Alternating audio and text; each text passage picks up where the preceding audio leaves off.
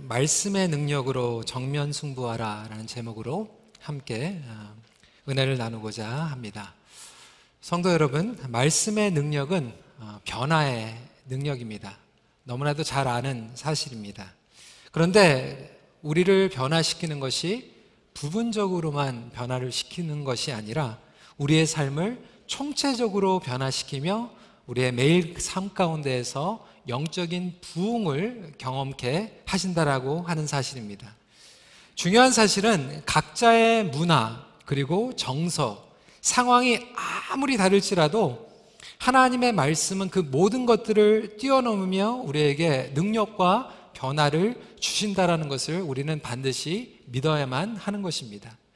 어떤 분들은 하나님의 말씀이 능력이 있지만 내 상황 가운데에서는, 내가 처해 있는 그러한 어려움 가운데에서는 아무런 소용이 없고 힘을 못 발휘한다라고 생각을 하기도 하고, 우리 자녀들이나 다른 문화권에서는 그 말씀이 다르게 그런 능력이 없다라고 생각하시는 분들도 있다라고 하는 것입니다.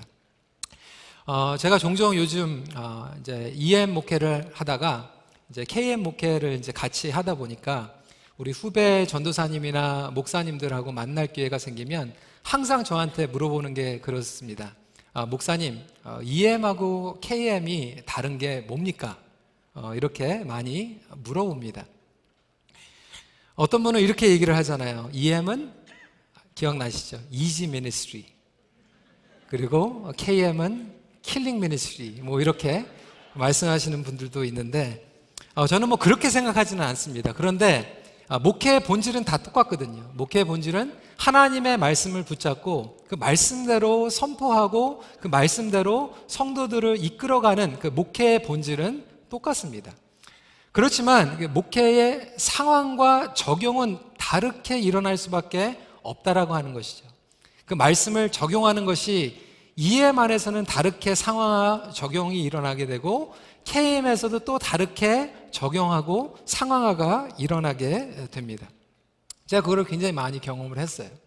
예를 들어서 우리 EM에서 안수 집사님을 세운다, 그리고 장로님을 세운다 했을 때 성도들이나 리더십이 이렇게 원해서 제가 다가가서 그런 것들을 이제 권유를 하면 이제 어떤 경우에는 저한테 그렇게 얘기를 하는 거예요. 목사님 싫습니다. 사양하겠습니다. 그렇게 얘기를 합니다. 싫다고 사양을 하면은 제가 더 안 물어봅니다. 왜냐하면 제가 물어보면 화를 내기 때문에 그래요. 본인이 얘기한 것을 받아들이지 않고 disrespect 했다고 생각을 하니까 이렇게 화를 내는 거죠. 그래서 사역을 열심히 하다가 이제 좀 오랫동안 사역을 해서 저에게 와서 목사님, 제가 조금 영적으로 지금 탈진이 되어 있으니까 좀 쉬기를 원합니다. 그러면 그러냐고, 내가 기도해 주겠다고 쉬라고 이렇게 얘기를 합니다. KM에서 이제 목회를 하다 보니까 어느 분이 찾아오셨어요. 목사님, 제가 조금 쉬고 싶습니다. 그래서 제가 그러시냐고 쉬시라고 그랬어요. 굉장히 힘들어 하시더라고요. 그래서 제가 좀 이해가 안 가는 거예요. 아니, 좀 쉬시겠다고 그래가지고 쉬시라고 그렇게 얘기를 했더니 이제 그게 많이 힘드셨던 거예요. 나중에 들으니까 집사님이 안 계시면 무너집니다. 집사님이 안 계시면은 우리는 아무것도 할 수 없습니다. 이렇게 제가 반응을 했었어야 되는데 쉬시라고 하니까 그게 이제 많이 섭섭하셨던 것 같아요. 제가 이전에도 조크로 얘기를 했지만 저희 어머님이 전화가 오셔가지고, 야 희송아, 너 바쁜데 이번 생일에는 그냥 아무것도 생각하지 말고 그냥 넘어가자, 이렇게 얘기를 하면, 넘어가자는 얘기가 아니잖아요. 아무리 바빠도 좀 꼭 챙겨라, 이런 걸로 이제 받아들여야 되는데 이게 좀 힘든 거예요. 그러다 보니까 이제 말씀을 전하는데 말씀은 똑같지만 이 말씀을 적용하는 게 다르다라는 거죠. KM하고 EM의 차이점들이 많이 있어요. 제가 KM을 2년 동안 하면서 제가 20년 동안 EM을 한 것보다 칭찬을 2배로 더 많이 받은 것 같아요. 목사님 너무 고마워요. 목사님 최고입니다. 이거를 제가 20년 동안 EM하는 것보다 2배로 더 많이 들었어요. 근데 또 반대로 하여튼 제가 EM에서 20년 한 것보다 2년 동안 또 불평도 또 되게 많이 들었어요. 이런 반응들과 우리가 생각하는 것들이 굉장히 다르게 표현될 때가 있다라고 하는 것입니다. 그럼에도 불구하고 우리의 문화와 정서와 상황이 다른 가운데에서 목회의 본질과 우리의 믿음의 본질이라고 하는 것은 항상 그러한 변화 가운데에서 변함이 없는 하나님의 말씀으로 돌아오는 것이 가장 중요하다고 하는 것입니다. 여러분, 바울과 이 복음의 동역자들은요, 1차와 2차 선교 여행을 다니면서 수많은 도시에 다니면서 복음을 전했어요. 눈여겨봐야 할 것은 그 상황마다 복음의 전개 방식이 많이 달랐다고 하는 것입니다. 팀 켈러 목사님의 센터처치를 우리가 계속해서 공부하다 보니까 이번 주에도 이런 얘기를 하는 거예요. 바울이 인용하는 권위들은 청중에 따라 달라진다. 성경을 믿는 신자들에게는 성경과 세례 요한을 인용한다. 이방인들에게는 일반 계시와 위대한 창조 세계로부터 논증을 시작한다. 복음 제시에 있어서 성경의 내용도 청중에 따라서 다양하다. 유대인들이나 하나님을 경외하는 이들에게는 신론은 짧게 하고 그리스도에 대해 바로 이야기한다. 그러나 이방인들에게는 하나님의 개념을 이야기하는데 많은 시간을 사용한다. 헬라인과 로마인들에게 바울은 십자가보다는 그리스도의 부활에 대해 먼저 이야기한다라고 이야기하고 있습니다. 바울이 어떻게 이렇게 가능하게 사람들마다 도시마다 문화마다 다른 각도에서 말씀을 전할 수 있었을까요? 그것은 그가 말씀을 총체적으로 이해하고 있었고 뿌리 깊이 이해하고 있었기 때문에 사람들을 만날 때마다 그 말씀을 적용하는 그 능력이 생겼던 것입니다. 여러분, 우리가 하나님의 말씀을 이렇게 깊이 총체적으로 이해하는 것은 너무나도 중요합니다. 그런 의미에서 사도 바울은 1차와 2차 선교세 여행을 떠나면서 그 수많은 곳에서 복음을 전했지만 마치고 나서 이제 에베소라고 하는 곳에서 2년 동안 머무르면서 정말 심각하게 그리고 열정을 다해서 말씀 양육을 하기 시작했던 것입니다. 아, 그렇구나. 내가 많은 곳을 다니면서 전도하고 복음을 전하는 것도 중요하지만 그만큼 한 곳에서 말씀의 뿌리를 내리고 양육을 하는 것도 굉장히 중요하다라는 것을 깨닫게 된 것이죠.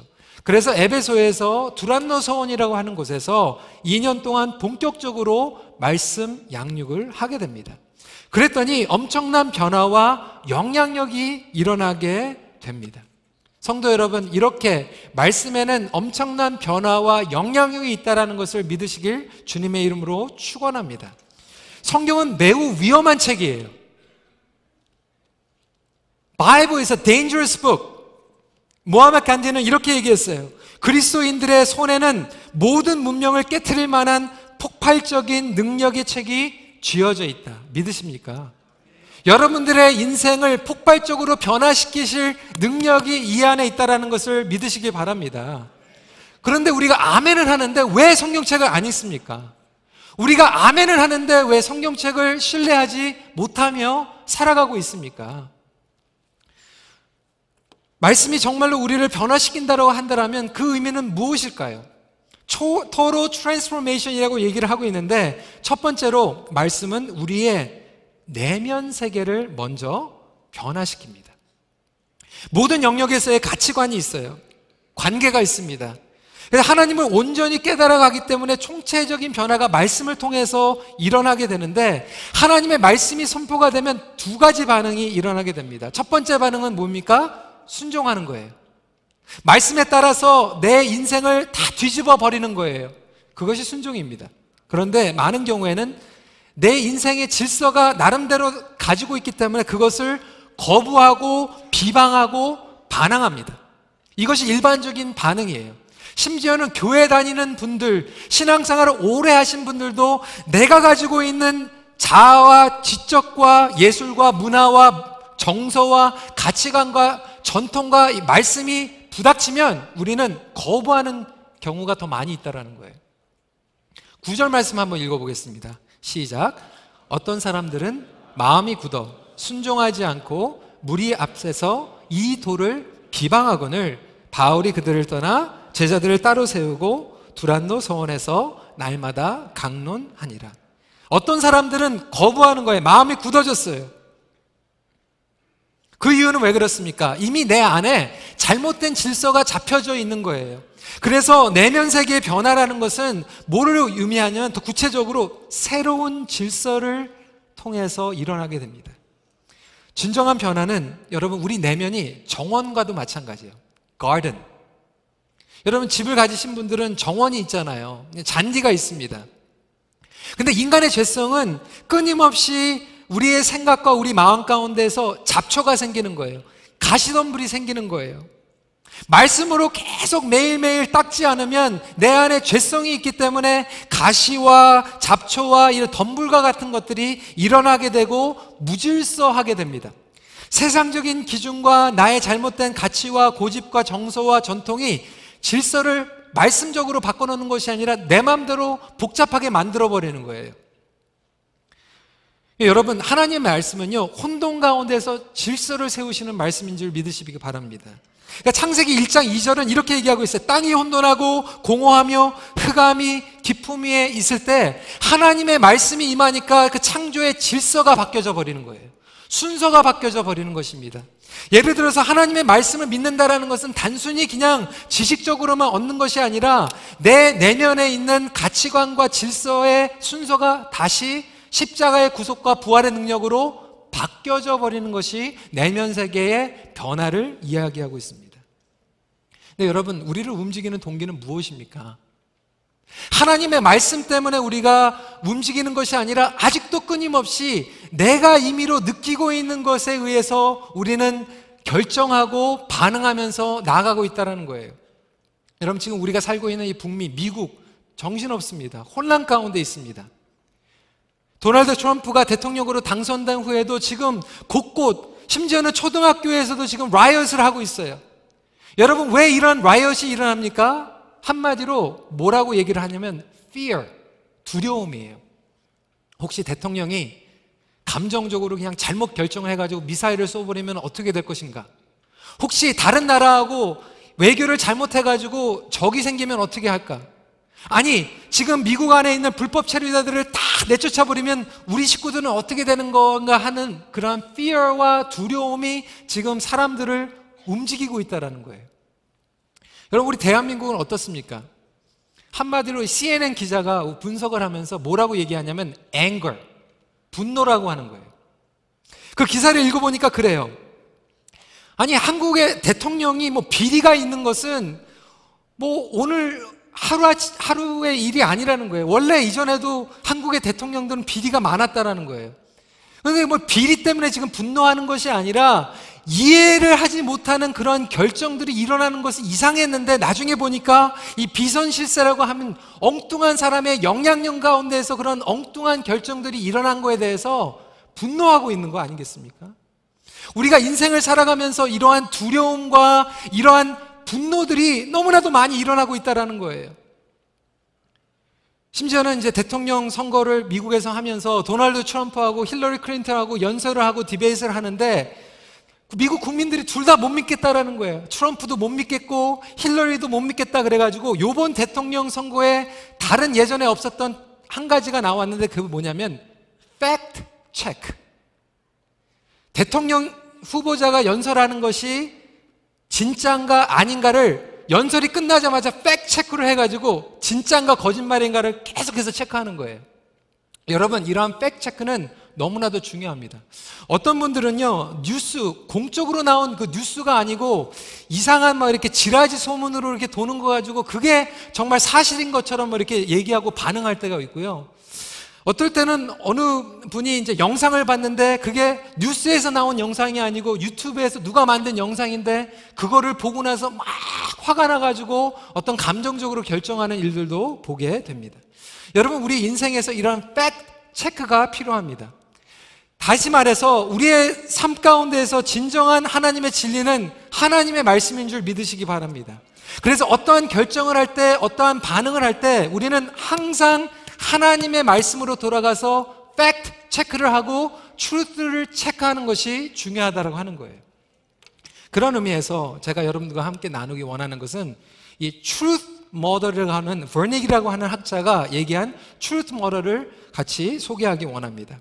이 트루스 모델의 첫 번째 T는 뭐냐면 triggering event, 어떠한 사건을 얘기하고 있어요. 어떤 사건을 얘기하는데 이 사건은 누구에게나 일어나는 일들이에요. 어떤 사건이 일어났을 때 우리는 보통 사람들이 생각하는 게 뭐냐면 R stands for reckless thought. 건강치 못한 난폭한 생각이에요. 이것을 비성경적인 생각이라고 얘기할 수도 있습니다. 어떤 이벤트가 생긴 거예요. 어느 분이 저한테 와가지고 목사님, 우리 교회에 이게 문제입니다. 이렇게 얘기를 하는 거예요. 그게 사건이에요. 그러면 저는 reckless thought으로 어떻게 생각하냐면 그래요? 내가 나쁜 목회자구나. 내가 목회를 제대로 못해가지고 그러는구나 라고 생각이 돼요.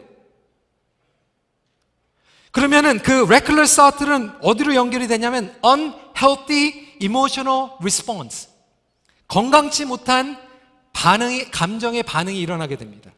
그래? 때려쳐야지. 내가 이렇게 수고하는데 아무도 고마워하지 않으니까 안 하는 게 나아.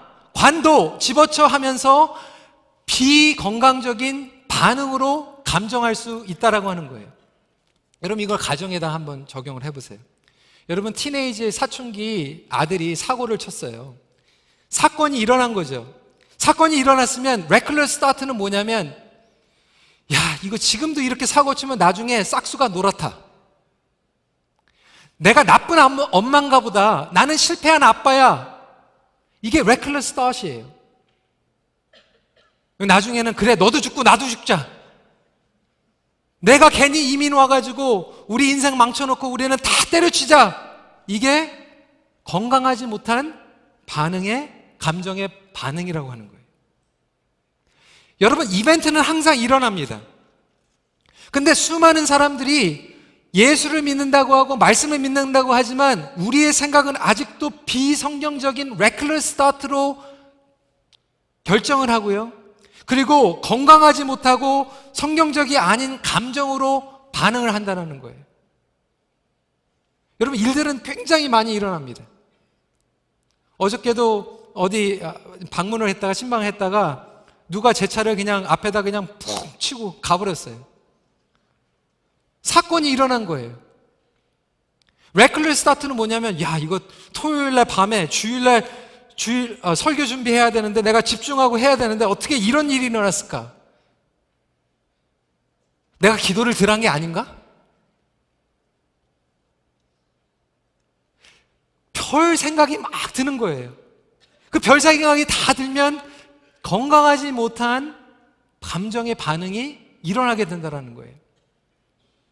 그런데 여러분 이 truth model로 계속해서 넘어가면 그 마지막 두 번째 T는 뭐냐면 truthful thought, 진리적인 생각이라고 하는 거예요.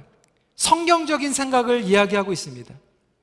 그래서 말씀으로 돌아간다는 것은 내가 그냥 말씀 성경 공부만 막 해가지고 지식적으로만 아는 것이 아니라 내가 가지고 있는 난폭적이고 비성경적인 그 생각의 뿌리가 말씀으로 뿌리채 바뀌는 것을 이야기하고 있는 것입니다.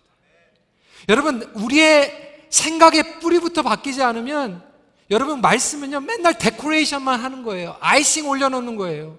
그냥 스프링클러만 하는 거예요. 오늘날 교회에 말씀의 능력이 왜 없습니까? 한국 교회만큼 성경 공부 많이 하고 한국 교회만큼 설교 많이 듣는 교회가 없는데도 불구하고 말씀의 능력이 생기지 않는 것은 맨날 케이크는 우리 마음대로 케이크 만들어 놓고 그 위에다가 아이싱만 뿌려놓고 스프링클만 해놓기 때문에 그 말씀의 능력이 없는 거예요. 여러분 우리의 생각의 뿌리부터 정화되고 말씀으로 성화되시길 주님의 이름으로 도전합니다.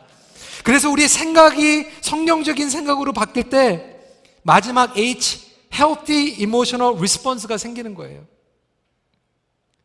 그래서 우리 부모님들이 티네이지 아들이 사고를 쳤을 때 unhealthy하게 생각하면 정말 뭐가 되려고 우리 망쳤다. 너는 인생이 끝난 거야. 앞으로 너 빌어먹을 거야. 대학교에도 못 들어갈 거야. 이렇게 reckless thought로 막 나가다가 마지막에 thoughtful, truthful thought은 뭐냐면 하나님은 신실하십니다. 하나님께서는 약속해 주셨습니다. 우리 아들이 하나님의 형상으로 지음을 받았고 우리 아들이 하나님의 약속과 언약 가운데 있을 줄 믿습니다. 그래서 지금 방황하고 있지만 나중에 성령님께서 그를 변화시키시고 그를 끝까지 책임져 주실 것을 말씀으로 인하여서 믿습니다. 그러면 unhealthy response는 다 때려치고 너 죽고 나 죽자 이렇게 나가다가 healthy response로 붙잡고 우리 같이 기도하자. 주님의 은혜밖에 없구나. 끝난 게 아니라 하나님께서 우리에게 주시는 레슨이구나. 여러분, 오늘날 교회 안에서요, 성경 공부 많이 했다라고 하지만 이런 트리글링 이벤트가 나오면요, 뿌리가 바뀌지 않았기 때문에 아직도 비성경적인 얘기를 하고 비성경적인 반응을 하고 그 가운데에서 우리는 성경 공부 더 해야 된다라고 얘기할 때가 너무나도 많이 있지 않습니까? 여러분, 말씀의 권위를 믿는다는 것은 하나님의 진리로부터 통해서 생각의 뿌리와 우리의 마음의 뿌리가 바뀌는 것을 이야기하고 있습니다. 그것이 온전히 치유되는 총체적인 변화인 것입니다. 이러한 내면 세계의 변화는요, 느림의 영성을 통해서 일어나는 거예요. 인간은요, 속도의 신을 섬기고 있습니다. 근데 영적인 레노베이션은요, 하루아침에 일어나는 게 아니에요. 천천히 일어나게 됩니다. 그래서 말씀을 들어도요, 계속해서 반복해서 듣는 거예요. 반복해서 새기는 거예요.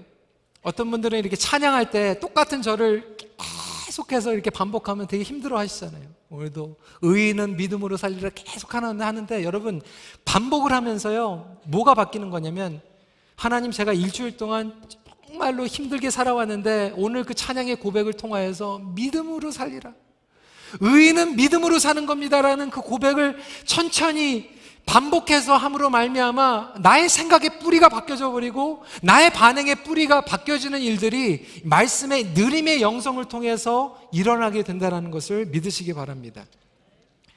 여러분, 생명은요, 빨리빨리 한다고 생기는 게 아니에요. 말씀의 생명도 마찬가지입니다. 우리 민족은요, 빨리빨리 하는 민족이라고 말씀을 드렸죠. 근데 들어보니까, 어느 책을 보니까요, 우리 민족이 원래 빨리빨리 민족이 아니었대요. 그 증거가 우리 민족이 좋아하는 그 고유의 음식, 된장, 고추장, 청국장, 간장, 김치, 이게 다 기다리면서 숙성해서 먹을 수 있는 음식이라고 하는 거예요. 그러니까 원래 우리 민족성은 원래 천천히 숙성하는 민족성이었는데, 일제시대를 지나고 피난을 나오고 구테타가 일어나고 혁명이 일어나면서 하루아침에 막 개벽이 일어나는 일들이 정신없이 벌이다 보니까 빨리빨리 하지 않으면 나의 소중한 것들을 다 빼앗기는 그런 것들을 경험하다 보니까 우리 민족이 지금 빨리빨리로 변해져 버린 거예요. 근데 여러분, 우리의 생각의 뿌리가, 우리의 마음의 뿌리가 바뀌려면 빨리빨리 해가지고 되는 것이 아니라 머물러 있는 과정이 필요하고, 기다리는 과정이 필요하고, 인내의 과정이 필요하고, 느린 영성이 필요하다는 거예요. 그래서 여러분, 사도 바울은요, 에베소에서 지금 빨리 딴 데를 가가지고 복음 전하고 지금 복음을 듣지 못하고 죽어가는 영혼들이 있는데 에베소에서 2년 동안 있어요. 머물러 있습니다. 급하게 다른 선교지에 가서 전하는 것도 중요하지만 에베소에서 천천히 머물러 있으면서 성도들의 말씀에 뿌리를 내리게 합니다. 이규현 씨는 이렇게 얘기를 했어요. 기다림 없이 좋은 것을 기대하는 것은 신기루에 불과하다. 세상에 감동을 주는 것들은 모두 세월을 곰삭혀 만든 시간의 작품이다. 좋은 것은 기다림을 통해서, 더 좋은 것은 더 긴 기다림을 통해서 만들어지는 법이다. 좀 더 빨리라는 유혹은 쉽게 떨쳐버리기 힘들다. 사람들은 느림을 퇴보처럼 여긴다. 그러나 느림은 느린 것이 아니라 위대함을 탄생시키는 감추어진 힘이다. 속도에 지친 일상을 살고 있는 사람이 있다면 그대 느려도 좋다고 말해주고 싶다. 제가 1세 목회로 전화를 하면서 오랫동안 목회를 하신 저를 사랑하는 멘토 되시는 목사님께서 저한테 처음 얘기하는 게 그 얘기더라고요. 목사님, 조급하지 마십시오. 목사님이 목회한다고 빨리 뭐가 바뀐다라고 생각하지 말고 천천히 하십시오. 여러분, 우리 부모님들도 마찬가지예요. 우리 자녀들 하나님 앞에 신뢰하고 정말 이 느림의 영성을 통하여서 답답한 것 같지만 그 가운데에서 하나님의 위대하심이 드러날 줄 믿으시길 바라고 그 안에서 기도할 수 있는 우리 부모님들이 되시길 주님의 이름으로 축원합니다. 우리 배우자가 잘 안 바뀌는 것 같아도 그 느림 가운데에서 하나님께서 위대하게 엮어주시는 그러한 아름다운 빚어주심이 있다라고 하는 것입니다. 분명히 우리가 기억해야 하는 것은 느린 것과 게으른 것은 또 달라요. 어떤 분들은 굉장히 게으르면서 느린 게 좋잖아 이렇게 정당화할 때가 있어요. 느린 것과 게으름은 다릅니다. 어떤 분들은 정말 생각이 어떤 분들은 믿음이 게을릴 수도 있어요. 게으른 것은 악한 것이라고 주님께서 말씀하십니다. 느리다라는 것은 게으른 것이 아니라 뿌리부터 천천히 총체적으로 바뀌는 것을 인내하고 기다리는 거예요. 벽돌을 쌓더라도 하나씩 하나씩 쌓아가면서 제대로 쌓아가는 것을 이야기하고 있습니다.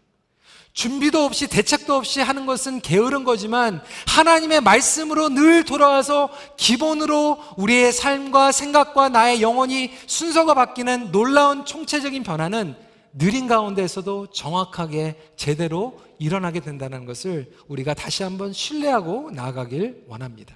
그 말씀을 곰삭혀서 깊이 이해하고 하나라도 깨달은 만큼 삶에서 적용할 때 총체적인 변화를 경험하게 되는 것입니다. 두 번째로 이러한 내적인 변화는 외적으로 드러나게 되죠. 말씀의 능력은 반드시 외적인 번성을 경험하게 합니다. 총체적인 변화는 외적으로 숨길 수가 없는 거예요. 20절 말씀 같이 읽도록 하겠습니다. 시작. 이와 같이 주의 말씀이 힘이 있어 흥왕하여 세력을 얻으니라. 하나님의 말씀은 힘이 있다라고 하는 거예요. 흥왕하는 능력을 가지고 있어요. 번성하는 능력을 가지고 있어요. 오늘날 아까도 말씀드렸지만 우리 교회에서 말씀은 계속해서 공부를 하고 있는데 한국의 제자훈련으로 대표적인 목회를 하는 분이 그 얘기를 하는 거예요. 한국교회 제자훈련은 오늘날 그냥 뺑뺑이 돌리는 것처럼 변해버렸다. 1단계 끝나면 2단계 하고 2단계 끝나면 3단계 끝나고 3단계 끝나서 4단계 끝났는데 다 끝나고 보니까 말씀 안에서 뿌리째 변화 있는 것이 아니라 스프링클만 하다가 끝났다. 첫 번째 단계에서는 빨간색 스프링클 뿌리고 두 번째에서는 파란색 스프링클 뿌리고 세 번째에서는 녹색 스프링클을 뿌려서 스프링클은 호활하게 찬란하게 색깔은 많이 있는데 뿌리는 안 바뀐 거예요. 하영조 목사님이 이렇게 말씀하셨어요. 말씀 양육을 할 때 제자 반 제자 양육의 거의 90%가 프로그램에 의한 방법론으로 전락되었다라는 거예요. 여러분 교회 학교에 가가지고요 선생님들이요 그 말씀을 이해하지 못하면 나중에는 뭐라고 얘기하냐면 커리큘럼 가지고 컴플레인해요. 근데 그 말씀을 정말로 깨달은 사람은요 커리큘럼이 상관이 없어요. 그 핵심을 이해했기 때문에. 여러분 제자형도 마찬가지입니다. 복음서도요 우리가 하나를 정말 깨달으면 나머지 세 복음서가 보여요. 바울서신도 하나를 이해하면요 로마서를 이해하면 에베소서가 보여요. 빌립보서가 보여요.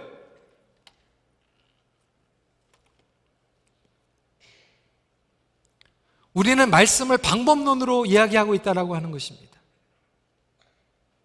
복음은 반드시 우리의 삶 가운데서 번식하는 능력입니다. 만약에 번식을 안 하고 있으면 두 가지 중에 하나예요. 내가 알고 있는 것이 복음이 아니라 율법이든지 아니면 복음을 알고 있지만 내 안에 바이러스가 있는 거예요.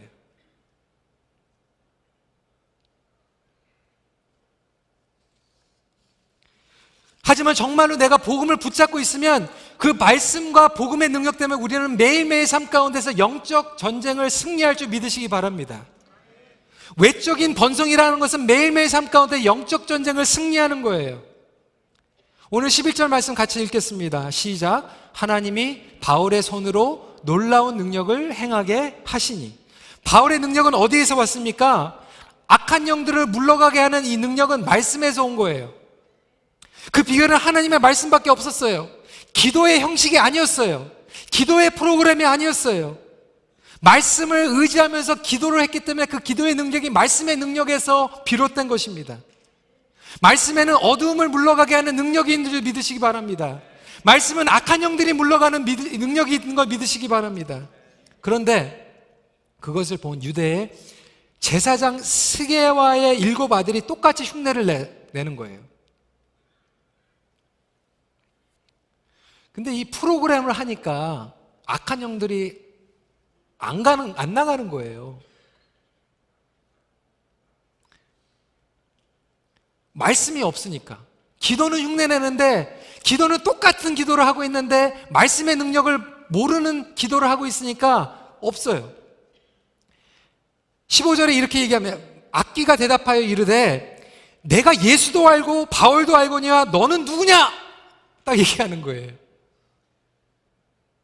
여러분 뭐라고 그러실 거예요? 요즘 악한 영들이요, 십자가 목걸이 갈고 교회 다니는데 뭐라고 얘기할 거예요?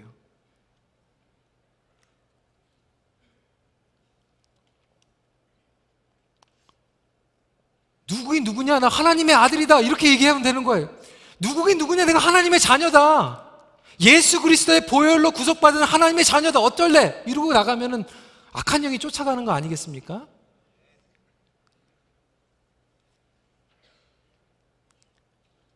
근데 우리는요, 이런 영적 전쟁에서 매일 실패해요. 아까 트루트 모델로 얘기하면서 일이 생기는 거예요. 안 좋은 일이 생겨요. 실패가 찾아와요. 가게가 힘들어요. 가정이 힘들고 애가 속을 새겨요. 그러면 악한 영이 계속해서 그 얘기하는 거, 너 누구냐? 봐, 너 좋은 아빠 아니야. 너 좋은 목회자 아니야. 너 좋은 엄마 아니야. 너의 인생 망가졌어. 미래가 없어. 악한 영은 계속해서 거짓말하고 있거든요. 근데 우리는 말씀대로 돌아가지 않고 그 악한 영의 거짓말에 속는 거예요. 너 누구냐? 그랬을 때 정말 나 누군지 모르겠어요.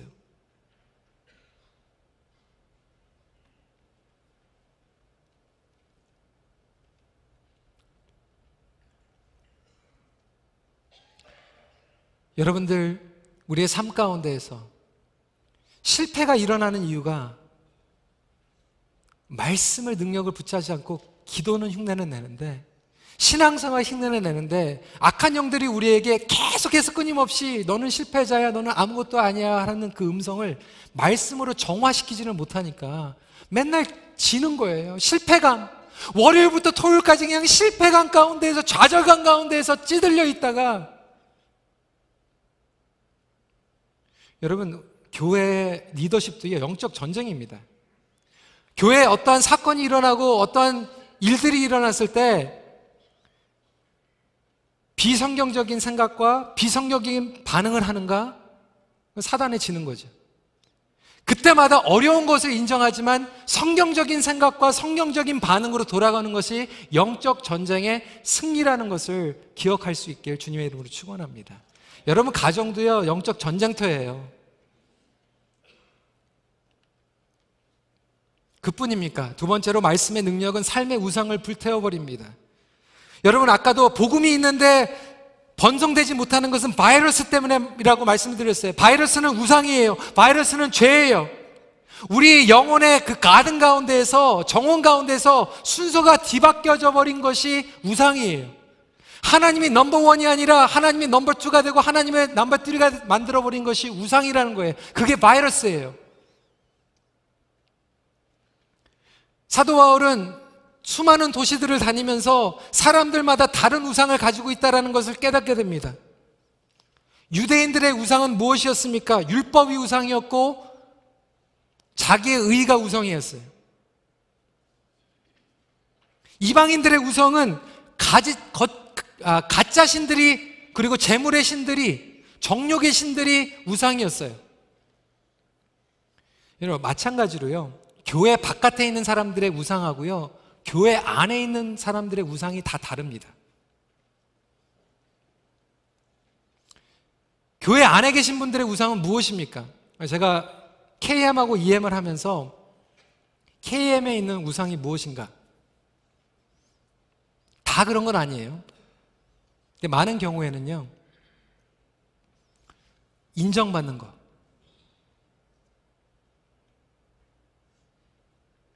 내가 인정을 받아야 되는데 인정 못 받으면 이건 트리거링 되는 거거든요. 레클러스 다운이 이제 일어나는 거예요. 그런 일 있잖아요. 누가 기도를 하는데 다 목사님들 이름 다 대면서 기도하는데 내 이름만 딱 빠졌어. 그 이벤트거든요. 그러면 나는 목사 아닌가? 내가 얼마나 수고하는데 내 이름도 까먹어? 나 이 교회에서 목회 못하겠다.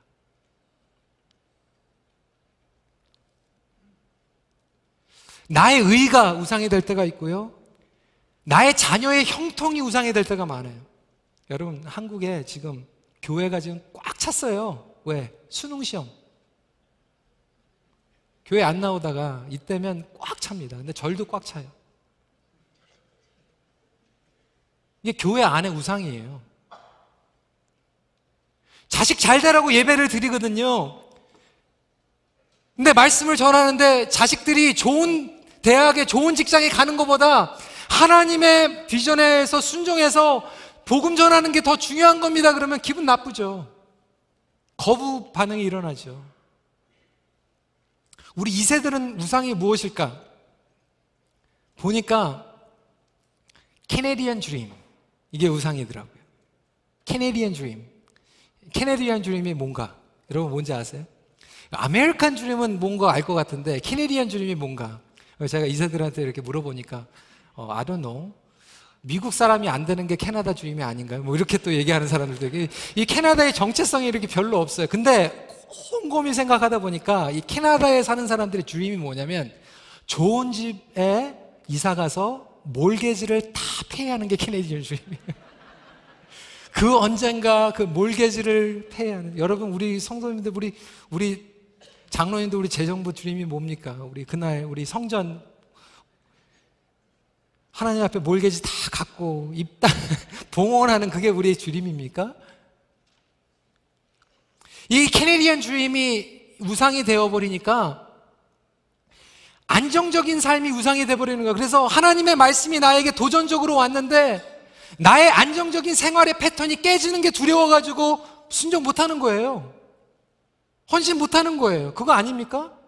이론적으로는 하나님의 말씀이 공감이 가고 이해가 가는데 내 캐네디언 드림이 이게 우상이다 보니까 이것이 방해를 받으면 순종 못하는 거예요.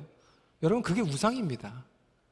여러분, 오늘날 많은 부모님들이 이렇게 기도해요. 하나님, 우리 자녀들 잘 되게 하여 주시옵소서. 그런데 어디까지 기도하냐면, 하나님, 우리 자녀가 정말로 잘 나가서 하나님 앞에 간절하게 기도하지 않아도 잘 살게 해주세요.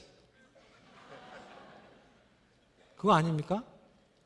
정말 사회적으로 성공해서 하나님 앞에 아쉬운 얘기 안 하고, 나는 지금 매달 지금 생활비가 쪼들려가지고 몰개지 못 내가지고 비즈니스에 맨날 마이너스 돼가지고 절절절절 매면서 하나님 살려주세요 이렇게 기도하지만 우리 자녀는 돈 많이 벌어가지고 하나님 의지하지 않아도 성공해가지고 떳떳하게 잘 살게 해주세요. 그렇게 기도하고 있지 않습니까? 하나님 없어도 홀로 설 수 있는 삶.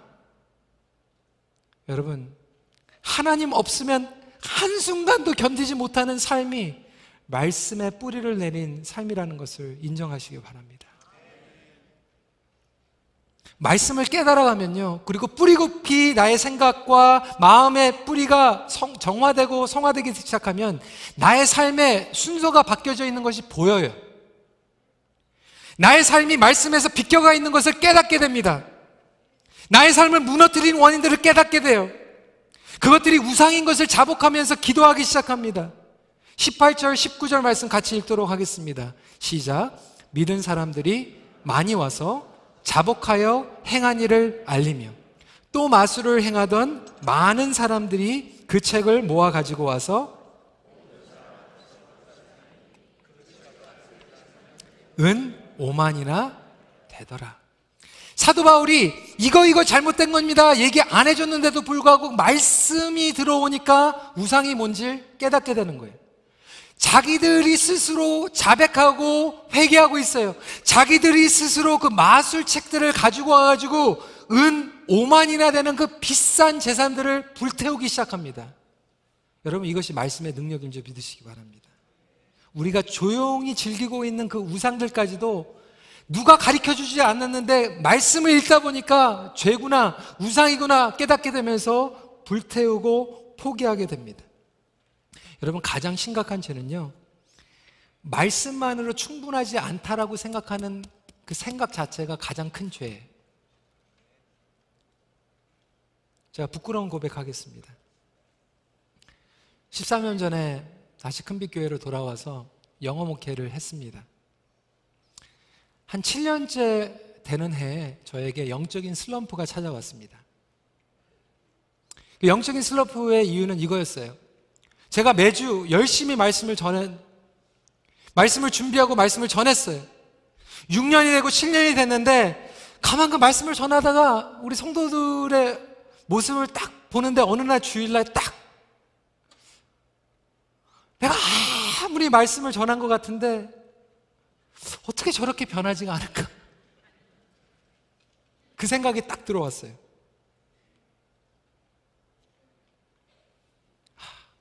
내가 아무리 목숨 걸고 전해도 그냥 다음 해에도 10년 후에도 그냥 저렇게 그냥 나도 이렇게 있다가 가는 건가? 이 생각이 드니까요, 말씀을 준비하는데 신이 안 나는 거예요. 그냥 하는 거니까. 저 친구들도 그냥 나오는 거니까 나오는 거구나. 그러면 나도 그냥 하는 거니까 해야 되는 건가? 이게 제 슬럼프였어요. 근데 그 시간들을 지나가면서 성령님께서 저에게 막 꾸짖음을 주시는 거예요. 네가 말씀을 알고 말씀을 잘 전하려고 했지만, 기술적으로 전하려고 했지만 정말로 말씀의 능력을 믿지 않고 전하고 있다. 네가 정말로 말씀의 능력을 믿고 있으면 오늘날 네가 말씀을 전할 때 그 말씀을 통하여서 어떤 사람, 누구에게나 희망을 주어지고 누구에게나 생명이 주어지고 누구에게나 그 인생의 터닝 포인트가 일어날 수 있는데, 네가 그것을 믿지 않고 설교를 하고 있다면 그것은 말씀을 지식으로만 얘기하고 있는 게 아니겠냐. 여러분, 제가 회개했어요. 우리 EM 리더들 모아놓고 제가 회개했어요. 하나님 앞에 죄송합니다. 여러분들에게 미안합니다. 그리고 나서 말씀을 정말로 믿고 말씀을 선포하니까요, 이혼하려고 했던 가정이 말씀 때문에 가정이 화복이 되고, 자살하려고 했던 사람이 말씀 때문에 다시 희망을 얻어서 다시 한번 바운스백하고, 성격이 욱하고 파괴적이었던 사람이 온순하게 변하고, 한 번도 20년 동안 전도해보지 못한 사람이 용기를 내가지고 한 사람에게 전도해보고, 교회에 주일날은 열심히 나왔지만 성경 공부도 한 번도 안 해보신 분들이 용기 내가지고 1:1, 101 성경 공부 시작하고, 여러분, 그게 변화가 아니면 무엇이 변화겠습니까? 여러분, 하나님의 말씀에는 이러한 변화가 일어날 수 있다는 것을 믿으시길 주님의 이름으로 선포합니다. 여러분, 믿으십니까? 가장 심각한 죄는 하나님의 말씀을 우리가 믿지 않고 그냥 대하는 거예요. 겸손하지만 담대하게 하나님의 말씀을 붙잡고 나아갈 때 우리의 교회가 뿌리채 바뀌고, 여러분들의 가정이, 여러분들의 자녀가, 여러분들의 부부관계가, 여러분들의 언행과 생각과 마음의 뿌리채 바뀔 줄 믿고 오늘도 말씀으로 돌아갈 수 있는 우리 큰빛교회가 되기를 주님의 이름으로 축원합니다. 말씀은 우리에게 영적 전쟁의 승리를 경험케 합니다. 말씀은 우리로 하여금 우리의 우상들을 불태워버리면서 다시 한번 부흥을 경험하게 합니다. 오늘 말씀을 정리합니다. 다시 한번 말씀으로 돌아가 정면 승부하며 승리와 번성을 경험하는 삶을 누리시길 바랍니다.